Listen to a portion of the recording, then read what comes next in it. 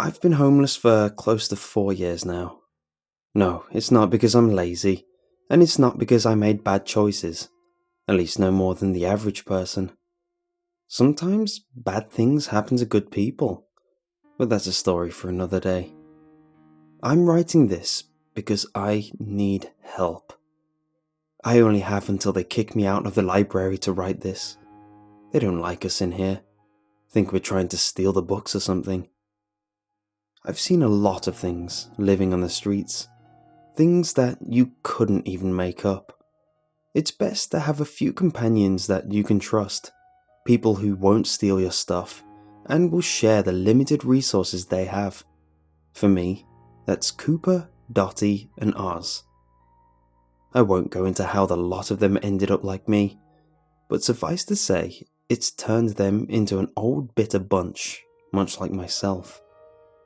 Cooper is only 30 and handsome enough to rely on his looks and charm to make a bit of money panhandling.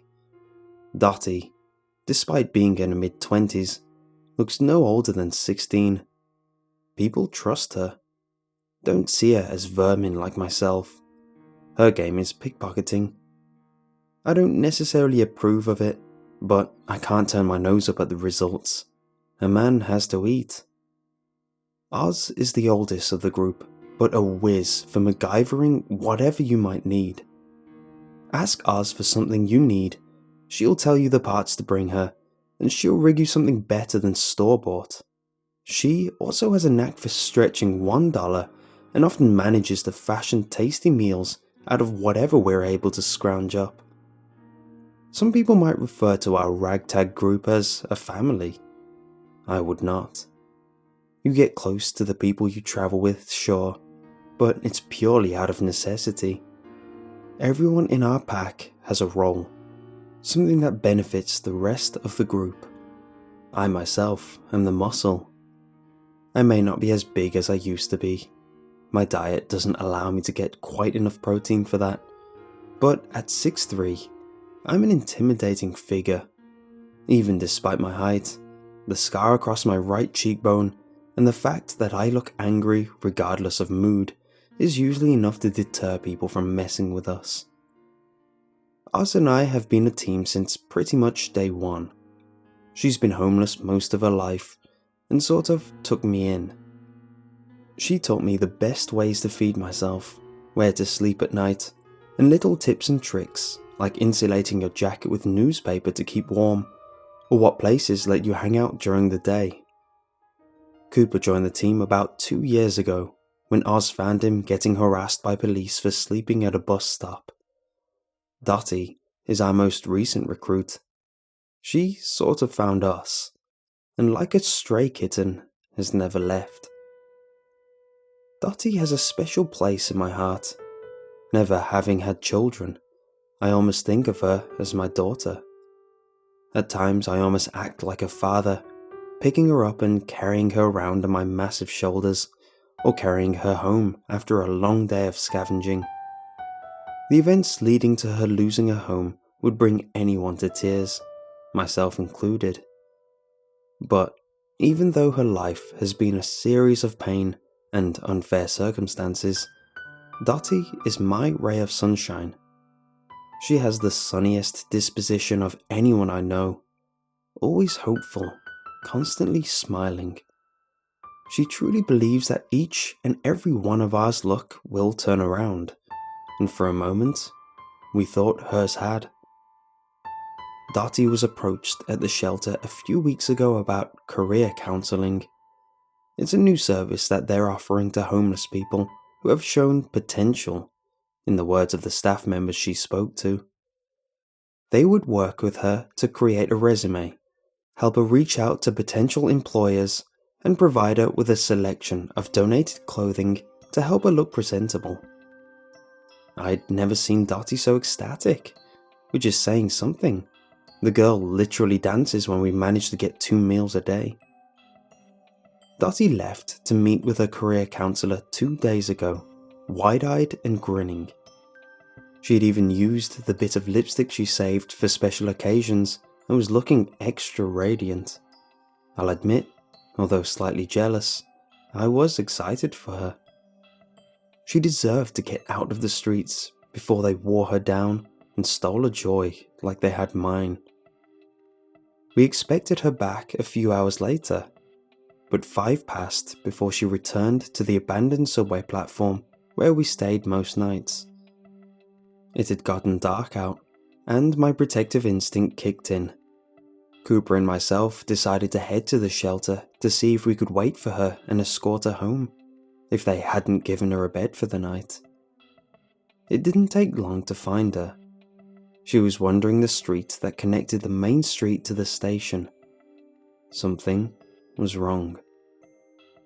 She looked tired, her usual smile missing. We asked her how the counselling went, but she just sort of looked at us, like she didn't quite know our faces. It was disconcerting as hell, like looking a ghost in the face, rather than the happy girl we've known. We brought her home. She wouldn't follow us, but we were able to steer her through the station and down under the passageway that led to our spot.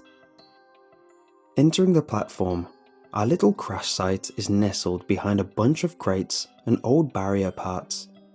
Although our particular portion of the station is no longer used for boarding the subway, the train still runs past it, so it's wise to stay hidden. I could smell the soup that Oz was cooking on the camp stove. She had worked her magic again. Dottie didn't show any signs of recognition. Oz seemed even more concerned than we had.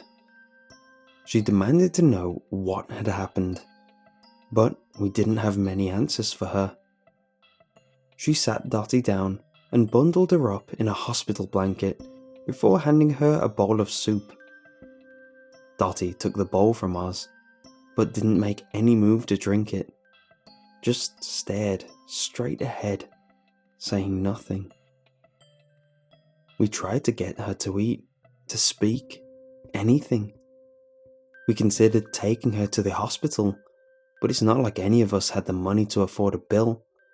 Besides, they kill us in there.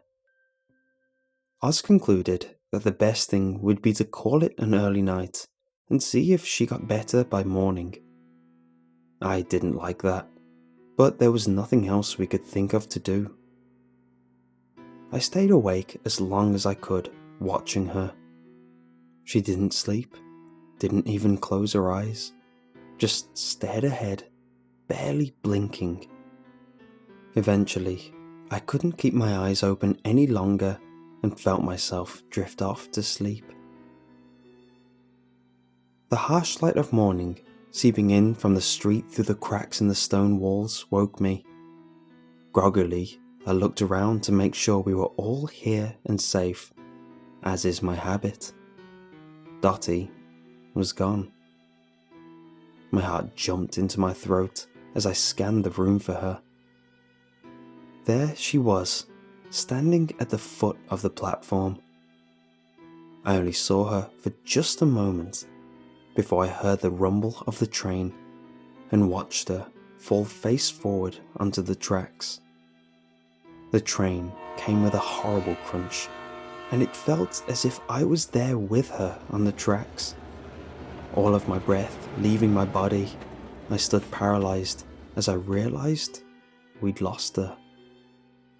We don't know any of Dottie's family, and there wasn't much of a body to bury. At least that's what Cooper said. I couldn't bear to look.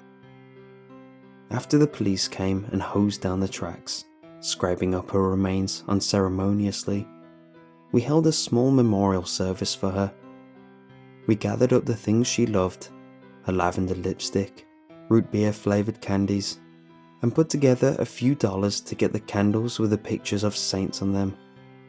We huddled together, the small group that we had left, and I prayed to a God I hadn't remembered in a long time. I don't know what they did to her at that career counselling meeting, but Dottie would never do that. She was sunshine. She was hope and the future, and everything wonderful melded into a ball of sweetness. And she would never lose hope, no matter what had happened to her. The only conclusion that I can draw is that she was not acting of her own will. Please, if you have any information, let me know. I will try to check in when I have access to a computer again. I don't know what's going on at the homeless shelter, but I'm going to find out before they do this to anyone else.